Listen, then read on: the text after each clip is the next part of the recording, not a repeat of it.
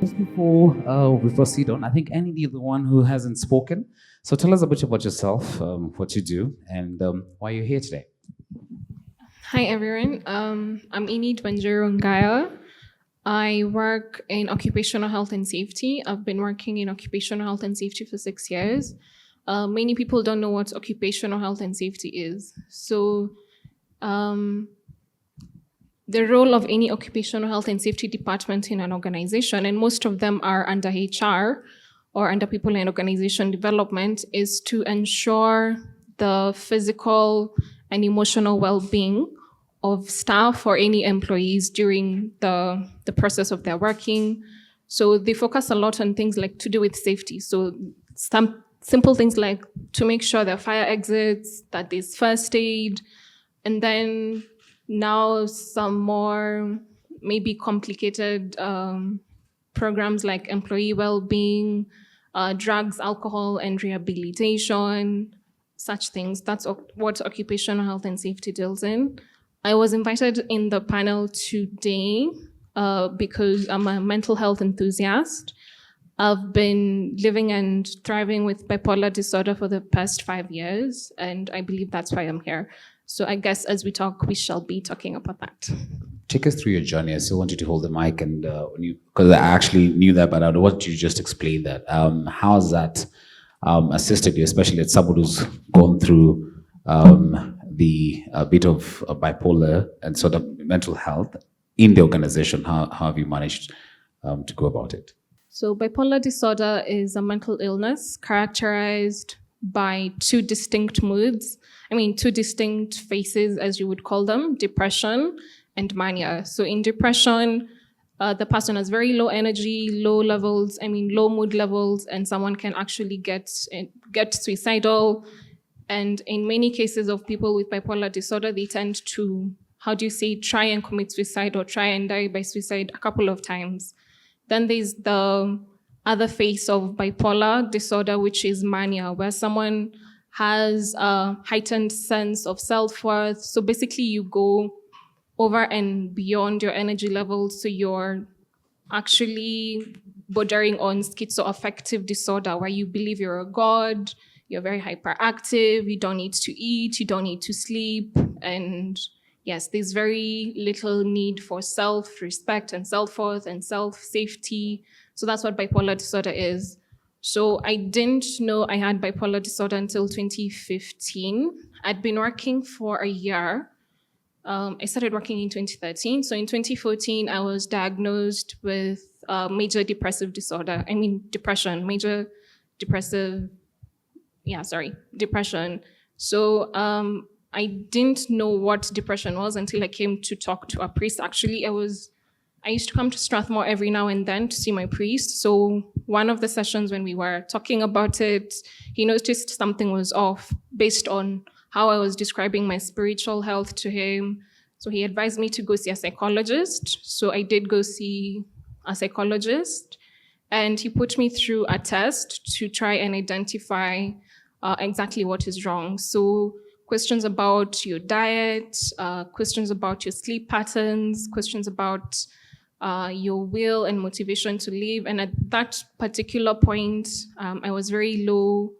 I had lost a lot of interest in the normal things that I would do. I wasn't dancing anymore. I wasn't singing. I wasn't writing. And I was reporting to work very, very late because I didn't feel like I needed to go to work. And I generally lost my sense of purpose. I was not suicidal at that point. So I was diagnosed with almost severe depression, and I was taken in for medication and counseling, and I started the journey to manage the depression. Then a year later, in 2015, I went insane at work. So it was a typical working day. I was at the office, and then for some reason, I started hearing voices. I started seeing people. So I'm trying to tell my colleagues, oh, can you say this? What's going on? They're like, no, Enid, you're so funny. There's nothing we can see. So I started acting out. And that particular point in time, one of my colleagues said something that really, really upset me. It was something very small, but I blew it out of proportion. I got physically aggressive and verbally abusive. So they just thought, this one is just having a bad day or something. So I just went home. But the following day, when I came back to work, I was called in by my boss and they sat me down and they started asking, okay, what's going on? Why are you being so rude? And I was even more rude and they didn't know what to do. So I was just told, you know what, for the day, just go home.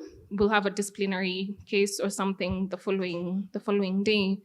But my mom noticed the symptoms that I wasn't okay, that I wasn't acting like myself. And at that particular time, I hadn't slept for 3 days straight. And I wasn't tired. I wasn't sleepy. So she took me to hospital, but I didn't want to go to hospital because I felt I was invincible. I was feeling very fine. And so she had to trick me and told me that a friend of mine is sick and we're going to see her in hospital. So when I got to hospital, I had to be sedated. I don't remember a lot of the things, but I had to be sedated. I was fighting people. Then I woke up 3 days later. So now they were trying to explain, okay, you had depression, but we misdiagnosed you. And now we have found out that you have bipolar disorder. So they were trying to explain what bipolar disorder is, where you move between depression and mania, and you can cycle within 3 months or a day or a week because, there's like a chemical imbalance or a hormonal imbalance within your body. So you're not able to sustain a stable mood for a very long time. So I kept switching between those two. So when I was diagnosed with bipolar depression, I had to go through a procedure called electroconvulsive therapy. So it's a type of therapy to try and reset the brain, so to speak. So in horror movies of the past, you would see like people are, someone places an electrode on this and this other side of the brain, then an electric current is passed and then someone is screaming or someone is shocked. But nowadays it's safer. It's done under anesthesia and it's a pretty safe procedure. I didn't even know it happened until I woke up and then my jaw was aching. So they explained what was going on. So the blessing of that procedure is that I forgot everything that had happened in the past 2 years. So I didn't know what was going on. So when I came back to work, my psychiatrist had to explain to my line manager that I'd been diagnosed with a mental illness and they needed to come up with a management plan for me. Because one of the things that they were considering at the time was firing me. Because what do you do with someone who doesn't come into work, someone who's, aggressive and abrasive at the workplace? So they didn't really know what to do with me at the time. So I was put on a management plan. So one of the things I used to do was every month, I go see a psychologist, I go see a psychiatrist. Then they made sure I had a flexible working program because I was under medication and I would sleep a lot, like 12, 13 hours at some particular point in time. So they had to put me on a program where I could still do 8 hours a day, but I would come in at 10 or I would come in at 8 and leave at 2. So I was given a flexible working guideline so that I'm able to work in the workplace. So that's my experience with mental health so far. Thank you, Eniden, for being very open and frank and honest. I think she deserves a clap because it's really brought a lot of things home and being candid about your story. I think there are many cases such as that, and it's amazing that your friends around you noticed. So perhaps they actually came through. But you mentioned the first year it was not quite visible. I want to bring in the HR practitioner here to just shed light onto it, on your perspective. I think there are many people, perhaps in organizations, who are going through depression, for instance, and either their bosses, the line managers, the focus for results is so central that your health really doesn't even come close. It doesn't even come into that. And if you want to speak now, if you want me to take a quick round of questions, are you comfortable now? Okay, we take it on. So, Chuck, over to you. Listening to Enid, what comes to mind? And maybe, I don't know if you have data from the States and I have a brother in Wall Street, for instance, and I know being in New York, it's always very fast-paced. Always very fast-paced. You either you rush it for coffee, either you rush it for lunch and everything. And he had to leave this well-paying job, for instance. And he told me, you know what? Trust me, I'm going through a lot. You know, I'm going through a lot. That's how it's put. I'm going through a lot. Maybe somebody's struggling. I don't know what you have to say. First of all, I was just touched by your transparency, and we all recognize that. And I want to thank you for just walking us into your life and helping us to see through your eyes. That was very special. Oh, as you were speaking, what was going through my mind was how hard it is, at least from my point of view, for an everyday person to know how to handle a situation like you probably presented at work. So I imagine, for example, if I were your manager and I'd be thinking to myself, what do I do with this person? You know, it's like one day she's like this and then she's like that, and I don't know what happened and I don't know what to do. And so when you ask what's my reaction, my first thought is, I was thinking about the colleagues and the manager, and then I was also thinking about the person who's suffering through this. In the case of the colleagues, I think we're generally very ill-equipped to even understand what's happening, much less how to handle it. You know, it's I can only speak for the United States, but we don't do a good job with mental health at all. If it's something like earthquakes, I used to live in California, and we had all kinds of training at work for, you know, if the ground starts shaking, here's what you do. You go under a desk and you do this and you do that. But if you have a situation like this, who would know what to do? We're not trained or equipped. So that's my first thought. My second thought is, I think as a society, and again, I'm speaking from an American point of view, but it may be similar in Kenya, there's almost a dichotomy where health issues that are physical, like I broke my leg, that's considered tangible and manageable and real. But if it's a mental health issue, then people look at it and say, well, I don't know if it's really mental health, or that person's just lazy, or how do you diagnose something like that anyway? There's a judgment. There's a stigma. And nobody likes to talk about it, but it's real. So how do we as a society come to terms with that, right? Now, if I put on a Christian hat, I'm thinking to myself, this is a fallen world. So in a fallen world, we have fallen people. And we have all kinds of brokenness that's just part of a fallen world. And that includes illness, that includes bad choices, that includes imperfect workplaces. So what I was thinking first was, what does it look like to sensitize a work environment to the reality of mental health issues and how to be more understanding and more adept at managing them? And then for the individual who's going through this, as I was listening to your story, I was thinking to myself, first of all, you didn't even know what was happening to you. You were just literally having to live through it just like everybody else. And what does it look like for us to be better as a society at recognizing issues like this when they come up in somebody's life? I mean, I suspect you probably had symptoms of bipolar disorder before you became an adult in the workplace, but in your family or with your friends, somehow it was missed. How do we get better at that? So that thought was going through my mind.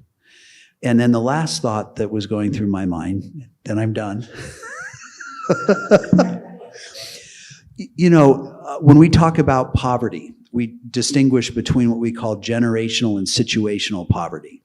Situational poverty is, I lost a job, and we could lose our home because we don't have an income and I need to find a new job, or we're just in horrible straits. Generational poverty is a family unit that is accustomed to nothing but poverty. Children are born in it. They're raised in it. They don't know what it means to live outside of poverty. They sort of assume that in some fashion somebody's going to help somehow because they feel helpless and hopeless. That's generational poverty. Well, I'm struck by the reality that at work, there are some of us that we literally, physically, we inherit, or we have a disease like this that we have to handle, and this is part of who we are. And then for others of us, it's triggered by a situation. You know, I might have been fired unfairly from a job.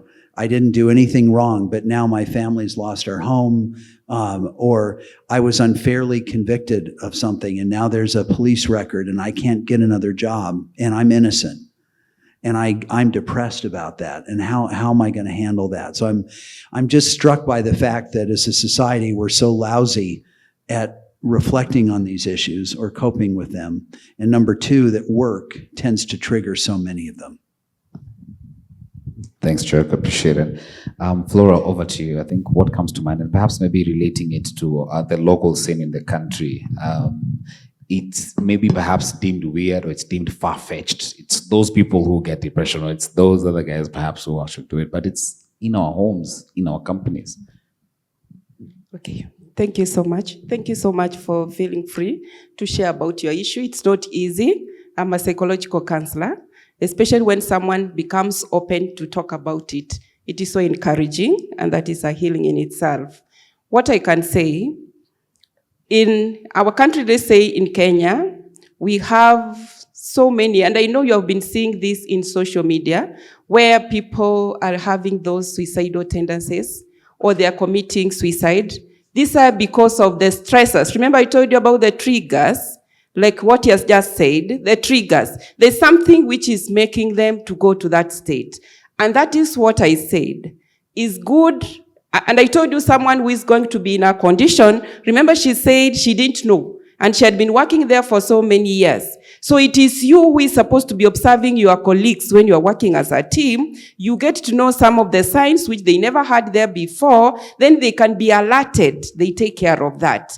And the issue when now you're having these stressors, and they are not handled or addressed, this is now what makes most people to commit suicide. Because they have those thoughts, because already they are having a disorder within them. So they need to be assisted before it goes to that level. And when we are looking at this issue of depression, you have, like, even when you have, it can even be caused by financial, when you have it or when you don't have, which can be able to cause. If you have finances or you have money, can it cause you stress? Or even how you're going to manifest it, what you're going to do about it? By the way, when you have a lot of money, you will not even come for this workshop. But the people, especially again, when you don't have, is also another issue. So these are the things we say, if you have them, how can you be able to know what you're supposed to do and you adjust well? In organizations, we have pressure of work. It is a demand which needs you to address those demands or respond to those demands. But because now we are not able to respond to them, it makes us now to start withdrawing. We don't want to be with the others. We are feeling like this organization is stressing us. You cannot be able to manage. Then now you start developing these disorders which we are talking about. Like the bipolar she has talked about. You have those mood swings. At times you are so happy, at times you are so sad. So no one knows. Like you remember she said, something very small can trigger. Something like what she said, that what happened, and it was not something serious. You heard her saying that. It can trigger. That is why we are saying, even in our generation, with the generation we have today, we have cases increasing, let's say, of suicide. Is because of those issues which we are going through, which we are not aware on how to address them, and which we need to be making even our staff to be aware about them, so that we don't go to this advanced stage where she said she was admitted, she has to be taken through a therapy, and it is so complicated. That's what I can say. Thank you very much. And it coming back to you, and now maybe moving the story forward, and perhaps just getting to see. One question would be, if, say, for instance, we go back to 2013, what could have been done differently, either for your boss, so maybe a message to your boss, to your colleagues, and perhaps to your friends, what could have been done? And then deeper into that, talk to us about the occupational self. And my little HR knowledge will tell me about it's an act, actually, it's actually law, OSHA, right? But people don't know about it. It's not really infused in organizations. And then we'll take it forward. Okay, looking back in 2013, probably, first what I would have told myself. I would have told myself to avoid the social, environmental, and psychological triggers. Because later on, after going through therapy, and treatment, I learned that bipolar disorder is actually, okay, either of depression or mania. They are always triggered by something. So the trigger could be, for example, an abusive relationship. I was in an abusive relationship for some time, for like 2 years, and I didn't really know about it. So that's one of the things that actually triggered my depression. Then I also realized that depending on what I ate and what I drank, I would also be triggered. So I stopped taking coffee, I stopped drinking alcohol, I stopped taking sugar, because this would eventually cause me anxiety, and then anxiety can trigger either depression or mania. So that's what I would have told my earlier self in 2013, like manage your triggers, because when you manage your triggers, then you're able to avoid the depressive episodes or the manic episodes. Then I would have told my boss to be more involving, not to just assume my not coming to work or my calling in sick is just because I'm lazy, not to assume that I wasn't happy at my job. And I would have probably told my supervisor to have been more lenient, to have been less psychologically abusive or physically abusive. I mean, not physically, like verbally abusive. Because sometimes you have toxic relationships in the workplace that can trigger this mental health issues. If you have a supervisor who sees you as a threat and is always trying to tear you down, then it's very difficult to work with that kind of person. Or if you have colleagues who are always trying to plan your fall, then I would have probably told, my manager to ensure that she creates a conducive work environment where I can be able to talk to her about the things that I'm going through, and that she'd also be in a position to notice the toxic relationships in the workplace and to address. Then probably for my colleagues, I would have told them to, I think they did everything. They didn't dose. I don't know. I can't really blame them for anything, but maybe I would have told them to, I don't know, pay more attention to mental health and not to just assume that anyone who's been diagnosed with a mental illness needs to be taken to Madare, because many of them from that point treated me differently. So they'd always see me and they're like, hi. Then they stop talking to you. They don't want to associate with you. Then, like many of them, I would hear through someone that they said, they were wondering when you're going to be admitted to Madare because they don't think this is a very good place for you to be in. So I would feel, of course, you feel bad when people are talking like that about you. Then there were some of my colleagues who wanted me to be their friend so that they could poke holes at me and trigger me so that I go into an episode so that they can find out, okay, what happens. Because there's actually a colleague there's some colleagues who wanted to get me drunk, because they know when she gets drunk, she'll become hyper, and we want to see her hyper, dancing and screaming at people. So I would try and tell my colleagues not to take advantage of someone who has a mental illness. Then also not to judge my abilities to work or to interact with people based on my mental illness. Because every time I came up with maybe a program to work or I'm working on an assignment, then the first thing they'd tell me is, are you okay? It's good to have concern, but you can't always assume that just because someone is being, outspoken, it means, oh no, she's having a manic episode. She doesn't agree with my opinion. She must be having a manic episode. So it was always very difficult to try and assert yourself in the workplace when everyone assumes that everything you do is because of your illness. So looking back, those are the things I would have, addressed. Thank you.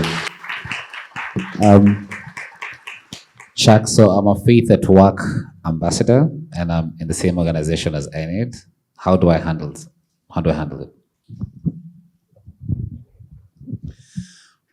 I have a few thoughts. The first one is, if we can see, we talk about how we want to look at the person beyond a sin, for example. So, you really love the person even if you didn't love the behavior. Well, in this situation, what does it look like to really recognize that this is a person created in the image of God, right? So even if there's a mental health issue, just like I may have a physical health issue, that I and you are still created in the image of God. So I think spiritually that the first place I go is, and it's not just at work, it's in all of our life, It's being able to see past what most of the world tends to see, which is just the obvious veneer or cover of the person, and to be able to see the depth of that person underneath it. That's the first thought. The second thought I had was, what does it look like if we want to be the church at work? We talk, when we go to our local churches, we talk about ministry, right? We want to minister to people. Well, talk about a ministry opportunity. What does it look like to be a blessing, to serve someone in a situation like this, to come alongside them? So that was the second thought that went through my mind, is how can we recognize, and not just with mental health issues, but just with all of the people with whom we work. This is our sphere of influence at work. Think of it like a congregation. If we're ministering to that congregation, how do we come alongside those people? How do we serve and support them?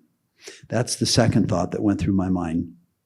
And then the third thought is just, what does it look like for us to be creative at work when it comes to the design of work? Because as I was listening to your story, I was thinking to myself, there might be a way to consider how to organize a job that could come around someone in a situation like this. Maybe it's flexible hours. Maybe obviously it's colleagues who are not trying to trigger you. But my point is, where you say, how can we create a work environment that's conducive to support for this person? Now, I've seen that in Cincinnati for a different set of reasons. People who have come out of prison. So they have criminal records, and it's hard for them to get employment. And there are some employers who literally design the work around people who are being given a second chance. They typically have no credit history. They don't have a driver's license. They don't have basic life skills. And so they don't just get a job at some of these companies. They get a community of support. The jobs are built around these individuals. And what does it look like for us to be more thoughtful, more creative about how we could design a work environment to be respectful and responsive to somebody who's struggling with a mental illness? Like where you ended it up, how we can design a work environment to be able to actually be very supportive onto this and not really be very much results oriented. I wanted to just shed light on that, and then I'm going to throw it out for the question and answer session. Thank you so much. First thing, remember I told you, any one of us, we are potential clients to be having mental illnesses. So the ones who are pointing fingers on one who has maybe been diagnosed by that, you don't know the state at which we are when yours will be triggered. What I can say, especially I usually like talking to HR officers, wherever you are, please organize for talks. Educate people. Let them have knowledge. Then address the issue of stigma and discrimination. Like he has said, this is an image, a person we need to respect. And as you see her, is she looking like a person who has a disorder? It's like you and me, as I said, but it's only that now for it came out. Most of us, we are in that condition, but we are not aware we are in it. And when you are in this condition, it's like when a person is having diabetes, or you're having maybe heart issues. All of us, we are sick. But now, where are we discriminating this other employee who has come up with this condition? So HR officers, please be organizing talks for your staff. You know, there are some people whom we assume they know, but they are not aware about it. And we usually say knowledge is power. And let people be knowing that, let's be the key keepers. We be monitoring the others, that one time you never know. Like as I told you, even me as I'm talking here, maybe I have a mental illness. And we said mental illnesses is when you are not able to respond to the demands. When you are not able to interact with other people the way you're supposed to be interacting. Now, when you start becoming discriminative, already you have an issue. It's only that it has not come out that you can be able to express it. So please, let's always be giving talks in issues related to mental health or the issues of mental illnesses so that people can be aware and we stop the issue of discriminating and we can help some souls before it goes to the advanced stage. Yes. Thank you very much. An adorable panel, ladies and gentlemen. Please give a round of applause and appreciate them. So, question, comment from this side, going once. Okay, one question from this side. You have to speak. HR officers have been put on the spot. Thank you so much. Thank you, Enid, for sharing your story, and Chuck and Flora for all your tips and all that. And I don't know, I don't know if it's the right question for the panel, because you may not exactly be mental health experts, but how do you tell the difference from, say, I have a mental illness to a season, for example, in my life when for 9 months straight, I worked no Easter, no Christmas break, working till midnight, working till 1 a.m., back the next day. And after some point, I would start a conversation, forget what I was going to say. I had bad road rage, and my friends attributed it to just Wamboi has road rage. And it's just a stage where you have to realize I have to take care of myself, and the impact that even has in the workplace, because I realized one day I just got up at 4:30 and I went home. And within a week, my team was getting up at 4:30 and going home. Just drawing those barriers. How do you tell the difference between those two, so that then maybe I'm not taking myself to a doctor, getting misdiagnosed, put on treatment that I don't need, and just taking care of myself. Yeah. Thanks, Wambui. Appreciate it. We'll come to that, and then you can also just do your closing remarks when we answer the questions. Okay?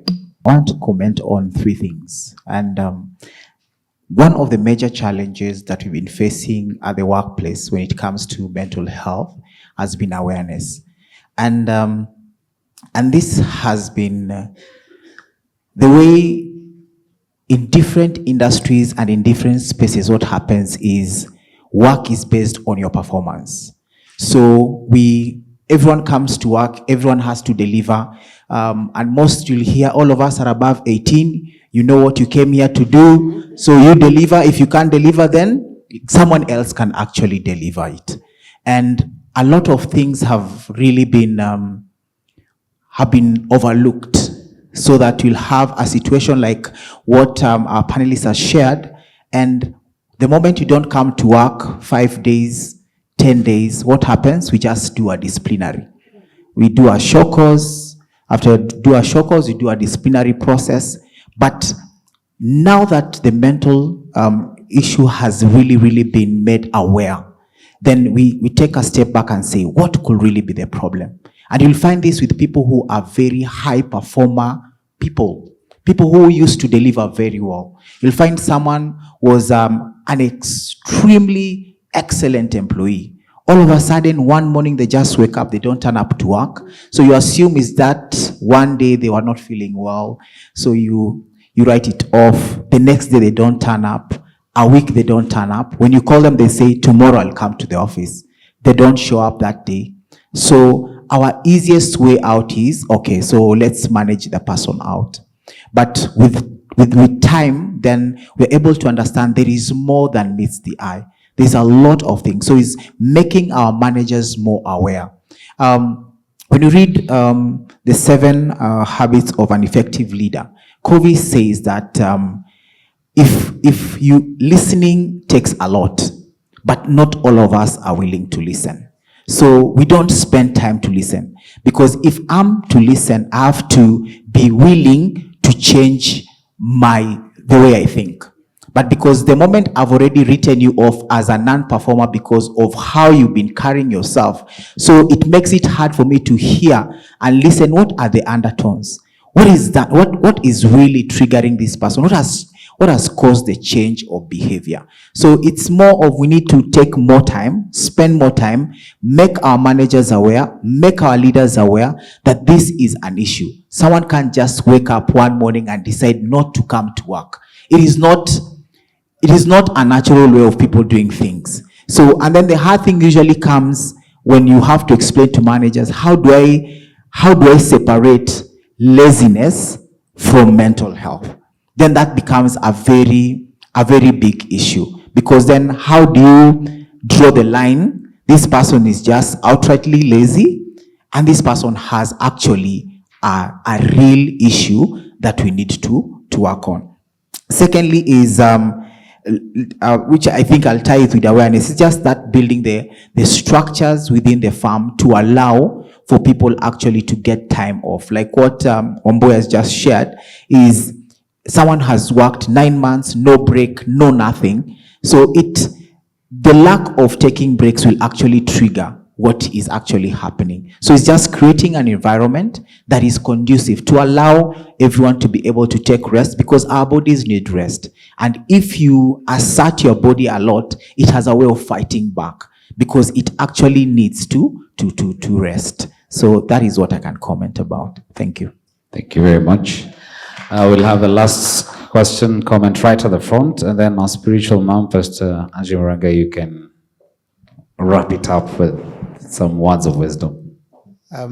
Yeah, thank you. The world we work in currently is increasingly becoming toxic. And for us who are thinking of workplaces as places of ministry, how should our engagement look like so that we are increasingly transforming the same spaces, not just to prevent triggers, but also to ensure that those who work with us or among us are increasingly becoming healthy as they make their contribution in that organization. Thank you very much. Pastor Angie. Me. Yes, you now. Wow, I think I like what Atonga has said. It's also given me food for thought. That's why I like coming to such things, because you learn, you pick something up. I think listening is something that we need to listen more. I think there's a lot of talk in the marketplace about coaching. It's become this catchword. First it was purpose, now it's coaching. But coaching is actually about listening more than speaking. So I think that's important. And I think it's important even for HR practitioners and organizations to really incorporate that coaching so that we're really hearing. And I think there's somewhere I was invited another day to speak. And I did say that we need to stop. So even the coaching, what is triggering the coaching for some of the organizations is just to make the people who are delivering better. But I think from what I've heard, we need to listen to what issues they are facing as we develop them to become a better producer and a better execute the vision of the organization. We then also need to look at what they're actually saying. And I think it's also triggered for me something that I've been taught a lot in life, to look for what's not being said.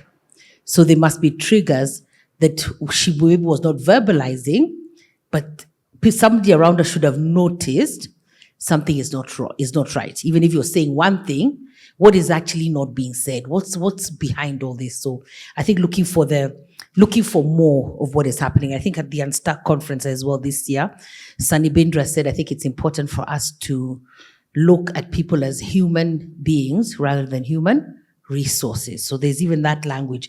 Immediately we start seeing them as people who are human beings, who have issues, who have struggles, who are then coming to work, who then there's pressure.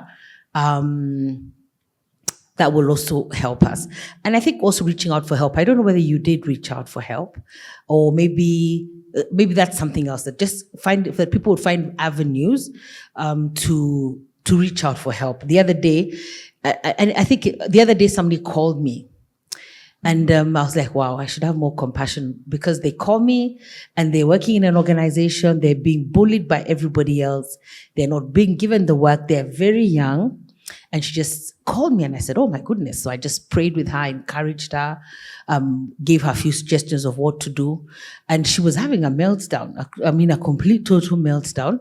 And I thought, yeah, maybe sometimes we're not even looking at people who are actually suffering and they're just around us, Maybe we're just having a hard time and they're just trying to do the right thing, but people will not let them. But I think even for purposes of us in this room, and I guess wherever it will go, maybe be better people and be able to point out and see beyond the behavior. Maybe that's what I should say. Yeah. Thank you to all of you for the Q&A. I appreciate it. We have 2 comments, advice, and again, 2 questions. You can feel free to respond to any of those in just under a minute. Enid, we can start with you, and you can come this way. Sure. So the question about how do I differentiate if someone is, normal stress and mental illness stress, Well, the difference is in the period in which it lasts. If you are experiencing particular symptoms for more than 2 weeks, okay, that's the clinical term. If you're experiencing symptoms of low self-esteem, feelings of, low energy, no motivation, suicidal ideation for more than 2 weeks, then you have to go see a doctor. Then the doctor will now be the one to actually characterize you as mentally ill, either with depression, with schizophrenia, with OCD, with alcoholism, or whatever the case may be. But there are instances when someone, depending on your personality, your temperament, and your stress manageable levels, then someone can actually be in a state of stress for 9 months and you're not triggered to get a mental illness. So it's the doctor who has to differentiate whether you have a mental illness or you're just going through the normal stresses of life. And also it depends on how long your symptoms of mental issues last. If it's for more than 2 weeks, then you definitely need to see a doctor. Maybe just a comment I would like to make about where I work. They see me as having bipolar disorder as having a diverse workforce. So it's actually not a bad thing that I have it. It's not that they're happy that I have it either, but they're they consider themselves better placed to manage many other people like me, because now through all the lessons that they've learned in trying to help me achieve my potential at work, then they're able to appreciate the workforce better. So I'm very, very spoiled at work. Whenever I want to go, on leave, just do the normal process. Make sure that a week in advance, my boss knows I need to go on leave. I go on leave. No one calls me. No one texts me. And eventually, that has become the practice throughout the workplace. That when someone is on leave, you don't call them. You don't text them. Just let them completely switch off. And also another thing that has been introduced is, in our medical insurance cover, they've allowed for psychiatric and psychological help. So everyone gets to see a psychiatrist, and it's... Do you want to mention your employer for brownie points? Yeah, so under the cover, you can see a psychiatrist, you can see a psychologist, and you even have up to 1 million Kenya shillings covered for a psychiatric condition. So if you... Well, ILRI is a research organization, so yeah, but... Anyone who works for ILRI here? Okay. Yeah, so they've really managed to turn things around and really support people. And then whenever I need to go see my psychiatrist or my psychologist, I get a day off. And it doesn't have to be sick leave or it doesn't have to be long leave. It can be like a mental day. So people are encouraged to take mental days where you just take a break, have fun. They even have a gym now. We have a gym, we have a swimming pool, we have a tennis court. So guys are encouraged to take breaks at work. And guys are not encouraged to stay in the office past 6 p.m. If you need to stay in the office past 6 p.m., then you have to have a good reason. So I think my incident and my outburst at work also helped many other line managers know how to deal with their staff who might have issues. Yeah. Thank you. I'm just sitting here, I'm trying to absorb and summarize everything, all the questions, the comments. A couple thoughts that are coming to mind for me. One of them is that if I'm just a typical manager in a company, I'm probably not going to be very expert at noticing symptoms, and I'm trying to imagine if I'm that person. And then if I'm a company or an organization and I'm trying to be more responsive. So two thoughts that I had. One was, what does it look like for those who are in management to simply be more observant of the behavior? They may not know exactly what it means or how to place a judgment on it, but to be able to say, okay, this person has been grouchy for more than 2 weeks straight, and that's different than it's normally been, and I'm not sure what that is. I'm not going to judge it, but I see it. What do I do about that? So it strikes me that this is an area of management development that candidly I just don't hear talked about.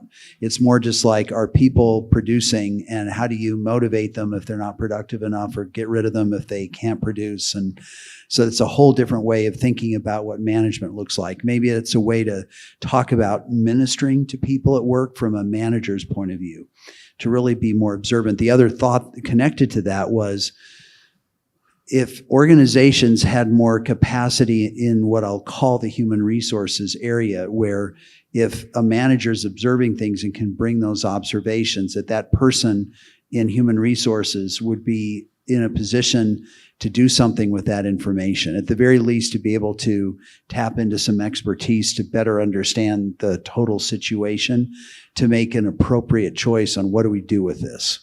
So I just am struck by the fact that the vast majority of companies are not well structured to handle situations like this. I think it's awesome hearing what you described with your employer. And I would also say, I very rarely see employers that are set up that way. That's really special. The second thought that I have, and I'm not sure what to do with this, but I think there is always a struggle that an organization has to undertake when it's employing somebody that is wrestling with special needs. And it's the tension between servanthood and stewardship. So one side is serving that person and being there for them, and the other side is stewarding the resources of the whole organization. So how do you balance those two often conflicting biblical demands? I don't have an immediate answer for that, but I'm reflecting on that because I'm so touched by your story and really feeling your heart in all of this. I'm also imagining if I'm an employer who's trying to be there for an employee, but it also means lost productivity and employees are distracted and, work isn't getting done. And how do I handle that cost to the organization? So there is a real dilemma here between servanthood to the individual and stewardship to the organization. How do you integrate those? How do you reconcile those? I don't have an immediate answer, but that's what's going through my mind. Thank you, Chuck. Appreciate it. Yes, Laura. Okay, thank you so much. I'm so happy of what your employer is doing. He's so much concerned about the staff. It is very encouraging. And you have made the others maybe to be aware or to deal with the issues they are having. And we say when you look at recruiting an employee, it's a very expensive exercise. You'll spend a lot of money advertising. You remember all the process until you get a person you're going to employ there. And we see when they're going to be mentally ill and they're going to walk out of that organization, it means they have to be replaced. Again, you'll go through the same process, which you could have maybe done by taking care of them about their emotional issues, about their psychological issues, which you could have addressed. Like she said, she used to work throughout. And I usually ask this question. We have some kilometers when you are driving. Past those kilometers, what happens to your vehicle? It will knock, huh? So imagine us, we want to work throughout. Suppose you knock. Where are we going to get your spare parts? So you'll go to 6x4 or 4x6, eh? That's where we'll keep you. Because we don't have spare parts for human beings. And that is why I usually emphasize, HR, make sure every staff makes use of their leave days. You need to relax. You need to relax. Your mind is like now you're going for the service so that when you come back, you are engineered. But when you keep on working, and you're not taking care of, we have what we call self-care. Self-care is very important, whereby you need to relax, you need to go to the gym, you need to do all those exercises, jog in the morning, relax, eat well, sleep well. All those things are very important. You see them like they're very small, but they add a lot of value to us. And for you to perform, you have to be mentally fit so that you can be able to concentrate. Like if you have those issues, you cannot concentrate. You lack that concentration, you not have that interest. There are some people, by the way, you are meeting when they're coming for sessions, they start developing panic attacks. When they wake up in the morning, they just think of, I'm going to report to work. They become sick. They start vomiting. They have those attacks. Then they go to sleep. Then they will now call their bosses. I will not come today. So that's what happens. So we have all that, and that is why we are saying, please let's try to help the employees before it reaches the mental or disorder stage. And that is why we say, us as counselors and psychologists, we only deal with normal individuals who are only facing difficulties in responding to the demands, either related to domestic, and remember, domestic issues can affect you at the workplace. Workplace issues can affect you at your family level. Is that true? So we need to do that. And then we know how a normal human being is supposed to be behaving. If now we assess that we find that this person is not behaving like the way a normal person is supposed to be behaving, we have to refer them now to see a psychiatrist. A psychiatrist is a medic who has to assess you again, who has to put you under medication. So please, before our staff, the people you have saw someone said, is it the first presenter in the morning? They come to Strathmore to pick the best. Sindio, you are picking the best. And what is that organization doing to these best brains? Are you going to damage, or are you going to support them so that they be able to grow? Start in advance. Talk to people. Let them know that when you are going for counseling, you are not mentally ill, but you want to be aware about some issues so that it doesn't advance. That is what I'm emphasizing. But if it has, can you be able to follow the schedule like what our colleague is sharing here, which is very touching? Thank you. That's about it. And thanks to you for being open, candid, and when Ilri advertises for a head of communications job, after I'm done from State House, I'll come there. Chuck, I like how reflective you are and how you manage to pick up lessons and your analytical mind, basically. Thank you so much. Flora, yours is... Before you finish, eh? Yes. And we always encourage people to do what they love most. If someone wants to pray, encourage them to do it. If someone wants to sing, encourage them to do what gives them happiness. By the way, that's how to manage stress. Thank you. Thank you very much. And rightfully so, Flora, for your counseling. And I think never at times do you think that you need a counselor in your life. Even just to have a chat, by the way. It's not always that I meet you when I have issues. So we can have lunch because I have an issue that has been disturbing me. So we can have a chat. Ladies and gentlemen, please appreciate them and give them a round of applause. Why not, Chuck? Coming to you. Thank you very much. Thank you. All right, it's in the book. Thank you. And one to Madam Flora as well. Please, let's give a round of applause and thank her for her time. Asante sana.